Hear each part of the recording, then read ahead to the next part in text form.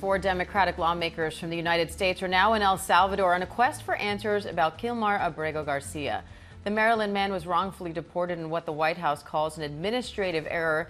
The Supreme Court ordered the Trump administration to facilitate Abrego Garcia's return to the United States, but the Justice Department says because he's in a foreign country, its hands are tied. One of those lawmakers now in El Salvador, Oregon, Congresswoman Maxine Dexter, joins me now for more on this. Congresswoman, thanks for coming on. I'm curious, have you met with Abrego Garcia yet, or do you think you'll get a chance to? No, and I'm sorry to do this, but just to clarify, we actually left El Salvador late last night, so we are en route back to our homes. But we were denied the opportunity to meet with Abrego Garcia. That was made clear to us yesterday morning.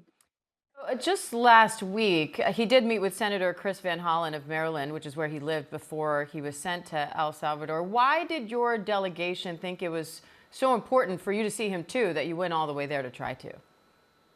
Yeah, I think the most important thing that this trip accomplished is keeping this story and the constitutional crisis. It really illustrates front and center. This is one man and family's nightmare, but it could be anyone's.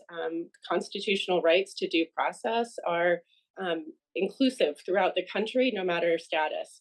And so we were there to make sure that people understand the threat to Abrego Garcia is a threat to everyone in this country. And the people in my district have reached out on this issue more than any other because they understand that we need to fight for our constitutional rights. Have you had any contact with the Salvadoran government about his case or any others who were deported to El Salvador in the past few weeks?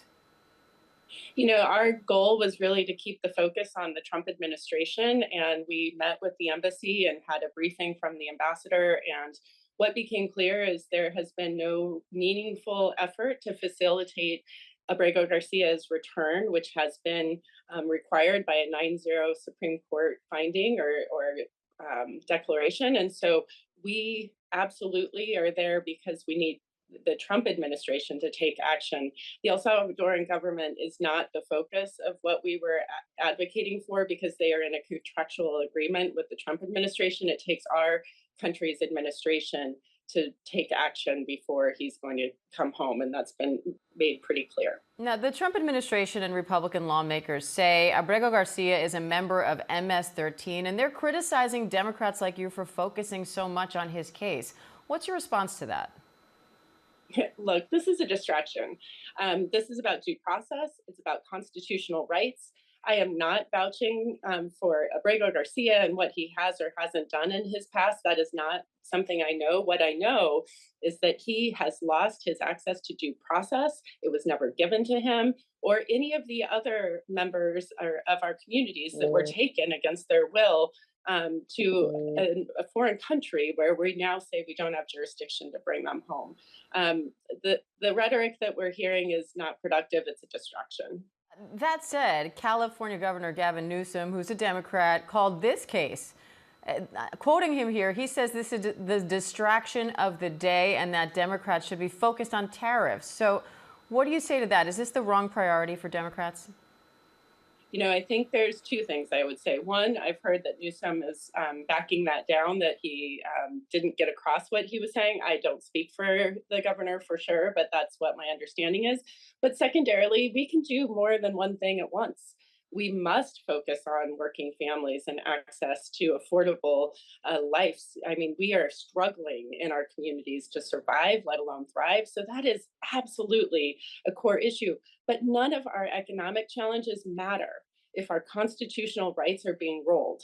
This is a time of urgency. We have a slippery slope right now that I think we are trying to raise in the public's eye. And I hope that people understand that this is not about Abrego Garcia. It is about all of us having access to due process and our rights under the Constitution.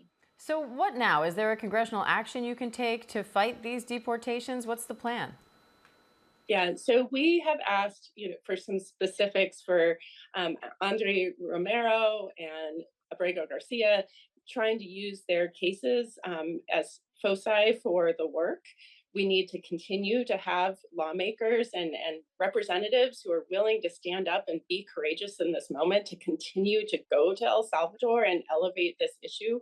it is really concerning to see what has happened in El Salvador over the last 3 years, and how, frankly, it parallels a lot of the things that we're seeing earlier on here. Human rights activists that we met with yesterday said, the same story is playing out now in the United States that they have already lived through, and their constitution has been waived for the last 3 years, and they've not had rights in El Salvador.